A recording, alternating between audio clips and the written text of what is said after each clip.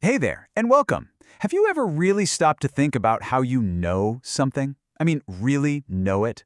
It sounds so simple, right? But for literally centuries, philosophers have been tying themselves in knots over what it takes to turn a simple belief into, rock-solid knowledge. So today, let's get into it. We're going to unpack this huge, powerful idea that has pretty much shaped all of Western thought, justificationism. I mean, it just seems like common sense, doesn't it? If you tell me you know something, my first instinct is to say, okay, prove it. We expect people to back it up. We want good reasons, hard evidence, some kind of proof. This idea feels totally natural, but what if this whole quest for proof is actually a trap? Well, this gut feeling we all have, this demand for proof, it actually has a formal name in philosophy. It's called justificationism. And you can think of it as the traditional blueprint for how we build knowledge. I mean, it's the very foundation we've been standing on for thousands of years. So what is it exactly? Well, justificationism is basically the view that for any of your beliefs to count as real knowledge, it can't just be a lucky guess or some random opinion. No, it has to be justified. It needs to be backed up, supported, warranted, proven by something solid. If you don't have that justification, then you don't really know it, period. And believe me, this is not a new idea. We're talking ancient Greece here. The philosopher Plato famously summed it all up this way. He said, knowledge is justified true belief. And that simple little phrase shows you just how deep this idea runs. It's been the gold standard for what it means to know something for over 2,000 years. Right. So this justified true belief thing, or JTB theory, it breaks knowledge down into three essential parts. First, pretty obvious, you have to actually believe the thing. Second, it has to actually be true in reality. And third, and this is the real kicker, you must have a justification, a good reason why you believe it's true. Just guessing the right answer in a quiz, that's not knowledge. You need the proof to go along with it. Okay, so if justification is the key to the whole castle, the next big question is, where does it come from? How do we build these pillars of belief on solid ground? Well, as you can imagine, philosophers have had a few ideas about this. So here are the three big approaches they came up with. First, you've got foundationalism. This idea pictures knowledge like a pyramid. Everything we know rests on a solid base of unshakable, self-evident truths. Then there's coherentism, which is more like a spider's web. A belief is justified if it fits neatly and consistently with all the other beliefs you hold. And finally, you've got reliabilism. This one says a belief is justified if it came from a trustworthy process, kind of like a well-oiled machine that just keeps spitting out correct answers.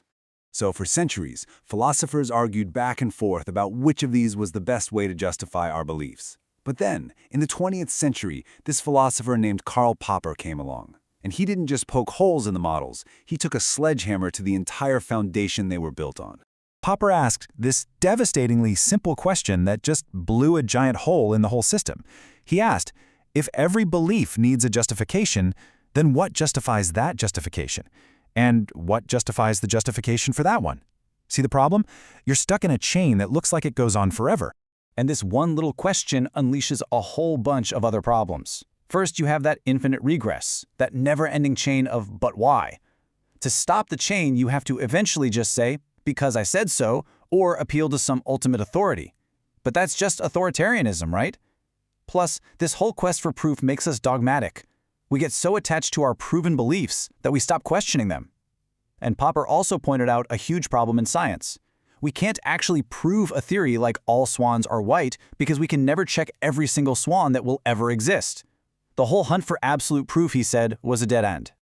So, if the quest for justification was a total bust, what's the alternative? Well, Popper proposed a completely new blueprint for how knowledge actually grows. And it's not through proof, but through something else.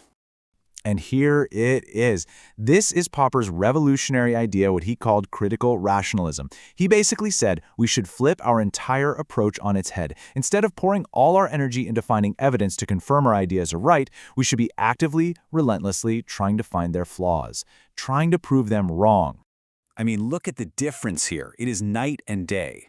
Justificationism is all about proving ideas true by hunting for confirmation. But critical rationalism, its goal is to find errors by trying to tear ideas down. One process is all about building on authority.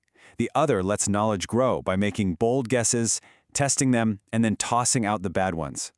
It's a complete 180. from a search for certainty to a search for progress. Now, this new approach, it requires a totally different mindset. It's called fallibilism.